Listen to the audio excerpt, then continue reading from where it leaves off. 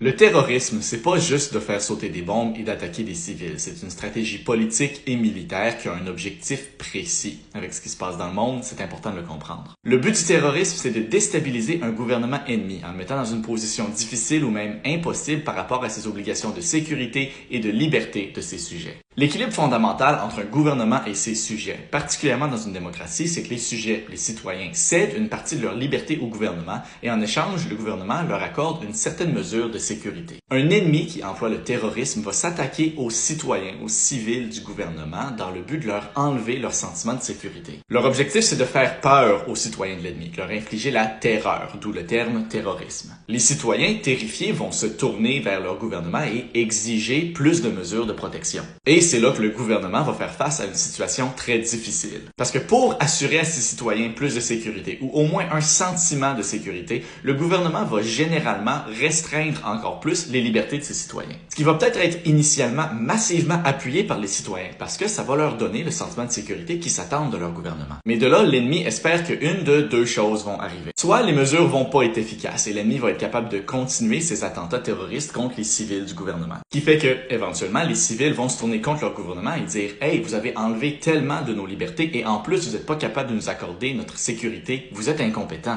Le gouvernement qui s'est accordé plein de mesures autoritaires additionnelles au nom de la sécurité va sûrement maintenant être tenté d'utiliser ces mesures-là pour maintenir son pouvoir par rapport à ses citoyens, ce qui va éventuellement tourner de plus en plus de citoyens contre le gouvernement et déstabiliser le gouvernement. Ou deuxièmement, les mesures autoritaires du gouvernement vont être efficaces à assurer la sécurité des civils. Ce qui fait que le gouvernement va probablement vouloir maintenir les mesures en place, même si la population, elle, éventuellement, oublie sa peur initiale. Ce qui arrive un peu au même résultat. Éventuellement, la population sent que son gouvernement maintient des mesures trop autoritaires sans qu'il y ait un besoin de sécurité associé. Ce qui mène aussi à une certaine instabilité. Dans les deux cas, l'ennemi terroriste espère pouvoir utiliser cette instabilité-là au futur contre le gouvernement. Remarquez ici que l'efficacité du terrorisme mise sur le fait que les sujets, les citoyens du gouvernement sont capables d'exiger et de demander des comptes de leur gouvernement et que cette population-là aime aussi sa propre liberté. Ce qui fait en sorte que, malheureusement, le terrorisme est particulièrement efficace contre les démocraties où ces aspects-là sont généralement assez bien développés. Même si c'est ça l'objectif principal du terrorisme, c'est une stratégie qui peut avoir d'autres objectifs aussi. Par exemple, attirer l'attention internationale sur un gouvernement et sur comment il va réagir suite aux attentats terroristes. Et aussi évidemment, comme le terrorisme s'en prend à des civils, à des non-combattants, c'est une stratégie qui est absolument à dénoncer et qui est contraire aux normes et aux lois internationales. Et si on veut s'y opposer d'une façon efficace, en premier, il faut comprendre qu'est-ce qu'il essaie de faire.